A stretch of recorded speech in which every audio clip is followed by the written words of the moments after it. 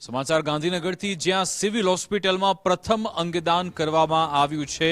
એક મહિલાએ અંગદાન કર્યું છે।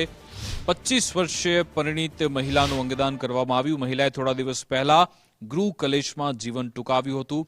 બે પુત્રો સાથે મહિલાએ કેનાલમાં કૂદી આત્મહત્યા કરી હતી। એક પુત્ર અને માતાનું મોત, જ્યારે કે એક પુત્રનો આબાદ બચાવ થયો હતો। પરિવારજનોની મંજૂરીથી અંગદાન કરવામાં આવ્યું।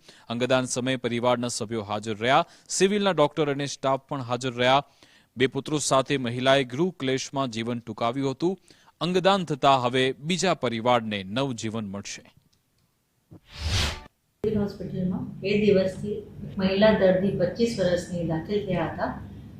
સારવાર ચાલી રહી હતી અને પછી એને મગજમાં સોજો આવી ગયો છે અને પેશન્ટ કોમામાં જતું હતું અને પછી અમે લોકોએ સમજાવ્યું તો પેશન્ટના સગા સહેમતી આપી છે અંગદાન કરવાની। અંગદાનમાં એના 2 કિડની છે, સ્વાદપિંડુ પેન્ક્રિયાસ છે અને લીવર છે। અંગદાન એક મહાદાન છે। એક વ્યક્તિ જો અંગદાન કરે તો 8 લોકોના જીવ બચાવી શકે છે। તો અત્યારે આ જે બેનના સગાઓએ જે નિર્ણય લીધો છે, સહેમતી આપી છે, એના માટે અમે આભાર વ્યક્ત કરીએ છીએ અને સમાજમાં એ એક ઉદાહરણરૂપ છે કે બીજા લોકો બી એવી રીતે જો અંગદાનની શપથ લે તો બહુ બધા લોકોની જે લોકોની જરૂરિયાત હોય એ સારી રીતે જિંદગી જીવી શકે છે।